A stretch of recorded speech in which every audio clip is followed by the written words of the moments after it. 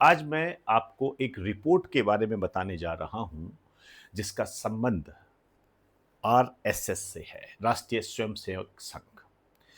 एक अमेरिका की एक संस्था है जिसे आप एक आयोग भी कह सकते हो, United states commission on international religious freedom, America का आयोग है।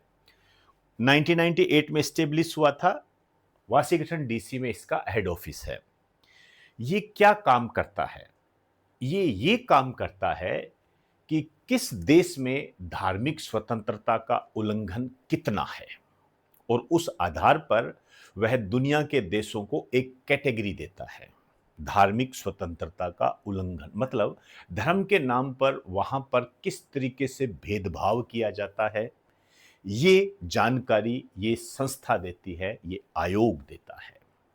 इस संस्था ने अभी हाल ही में अपनी एक रिपोर्ट जारी की है, और इस रिपोर्ट में इसने ये कहा है कि भारत को विशेष चिंता का देश घोषित किया जाए। CPC, CPC, country of particular concern, इस कैटेगरी में भारत को शामिल किया जाए, क्योंकि यहां पर धार्मिक स्वतंत्रता का उल्लंघन होता है।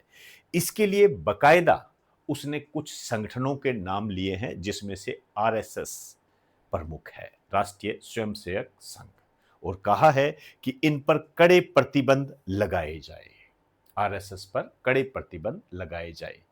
और इसी स्थिति को ध्यान में रखते हुए भारत सरकार में विदेश मंत्रालय ने इस रिपोर्ट को पक्षपातपूर्ण बताया है, और ये कहा है कि यह एक रवैया जो है किसी भी संस्था को, किसी भी आयोग को शोभा नहीं देता है। तो यहां पर मैं आपसे ये पूछना चाहता हूं, आपके विचारों को जानना चाहता हूं कि आपको ये रिपोर्ट में कितनी सच्चाई लगती है और कितना झूठ है। क्या यह पक्षपात रवैया है या नहीं है, इसकी जानकारी आप मुझे कमेंट बॉक्स में जरूर दें। यहां आरएसएस के बारे में आपको बता दूं, 27 सितंबर 1925 को इसकी स्थापना नागपुर में हुई थी, डॉक्टर केशव हेडगेवार के द्वारा, और 27 सितंबर 2025 को इसके 100 वर्ष पूरे हुए हैं। तो आप अपने विचार मुझे कमेंट बॉक्स में जरूर बताएं। मैं आपको विश्वास दिलाता हूं कि आपके विचारों को, यदि वो तर्क युक्त हुए, सही दिशा में हुए, तो उन्हें अपने चैनल पर लाने का प्रयास करूंगा। तो इजाजत चाहूंगा। नमस्कार आप सभी को।